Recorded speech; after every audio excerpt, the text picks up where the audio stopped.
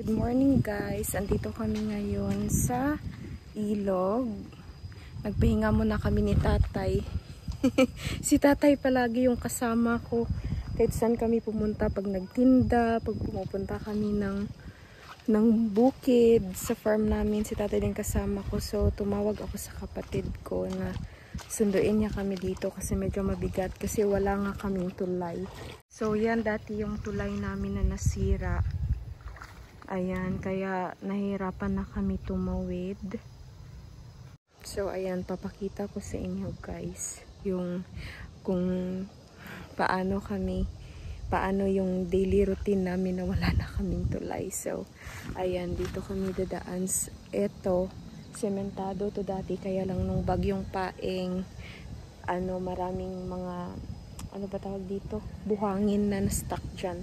So ayan, ito yung dinadaanan namin, yung ilog. Buti na lang ngayon mababaw siya. Kaya, ayan guys, maglakad na lang kami papunta doon sa bahay. So ayan guys, magsimula na kami maglakad natin. Kaya ito yung dala ko.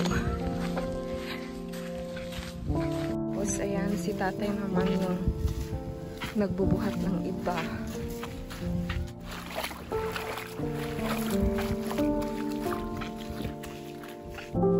So yun pala yung daanan namin dati nung meron kaming tulay dyan sa taas. So ngayon dahil wala na kaming tulay, dito muna kami dumadaan sa ilog. So eto yung papasok papunta dun sa barangay namin guys. Yan, mapansin niyo yung magandang view ng bundok. Pag nakita nyo guys, sobrang kapal talaga ng lupa dito kasi merong landslide dyan sa taas. Then, dito kami dati dumadaan papunta dun sa tulay. Kaya lang dahil wala na kaming tulay, hindi na kami makadaan dito. Tapos meron ding nag-landslide dun kaya natakpan yung daanan dito. Ayan guys, pag napansin nyo, sobrang kapal ng lupa dito. Tapos, inayos nila yung etong side na to para makadaan yung mga tao tsaka yung motorsiklo. So yan yung landslide sa taas. Pag napansin nyo, ayan, dyan yung nanggaling yung lupa na gumuho ng bagyong Paeng.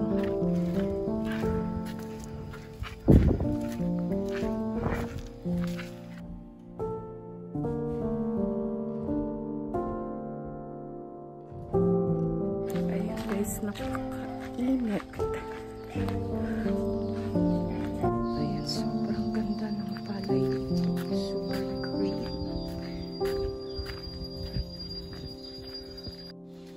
Ayan, dito na kami sa Purok Uno, dito sa unang street ng barangay namin.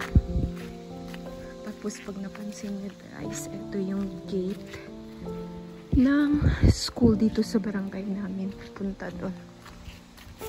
Tapos yung etong tulay na to, sobrang swerte kasi kahit umapaw yung tubig dito ng bagyo daw, hindi siya nasira. Grabe. Ayan guys, nakarating na kami dito sa bahay. Sobrang init. Yan, dito muna ako dito ngayon sa labas.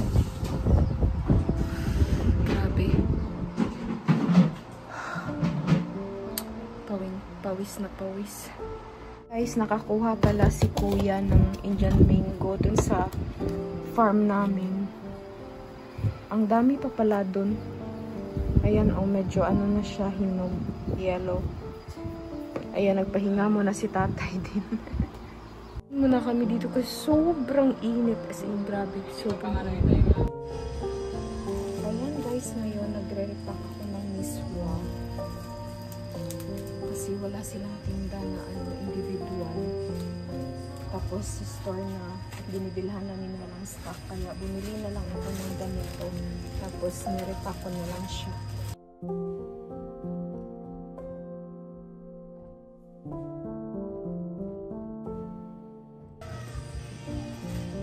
So ayan guys, nakagawa ako ng 4 sa isang pack.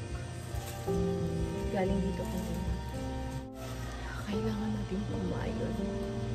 Kasi, Diyos ko, grabe, sobrang mahal ngayon. Sobrang mahal na nabilihin ngayon, guys. Grabe, as in. Kahit tuyo, sobrang mahal. Parang kahit tuyo, parang hindi na tayo makabili ngayon. Sobrang mahal ng presyo ng tuyo, guys. Grabe, as in dati, pag bumili ka ng 20 pesos, sobrang dami na ngayon. Yung 20 pesos, parang mga 8 pieces lang ata siya. So, ayan guys, ano lang naman kami, nag-replenish. So, kaunti lang yung nabili namin dito, kung ano lang yung kulang dito sa tindahan. Yun lang yung binili namin. Kasi, meron pa na mga ano dito, mga stock. So, ayan guys, alam niyo yun. Kailangan talaga natin dumiskarte kasi grabe, sobrang mahal na talaga lahat na yun.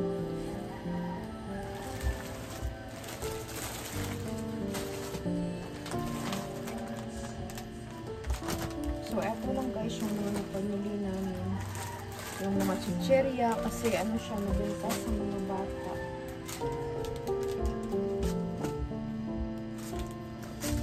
Ayan, Zonro. Yung malalaki kasi naubusan na kami ng malalaking Zonro. Yan lang guys yung mga napamili namin. Tapos eto guys, bumili ako nito yung pito-pito kasi nga hindi ko alam kung nanood kayo sa YouTube channel ko. Anyway, ayan guys, pag hindi pa kayo nakapag-subscribe sa aking channel, please don't forget to subscribe.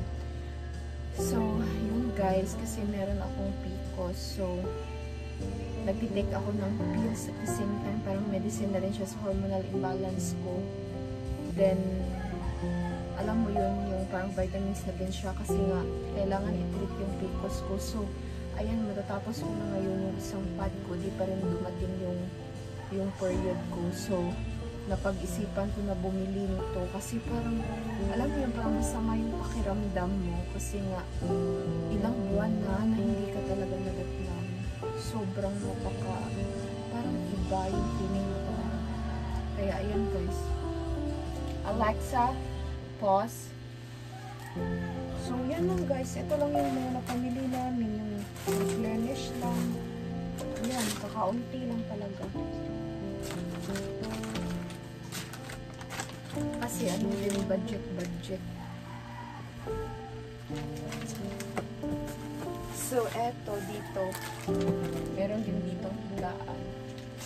Para paghapon. Kasi dito hindi masyado mainit, guys.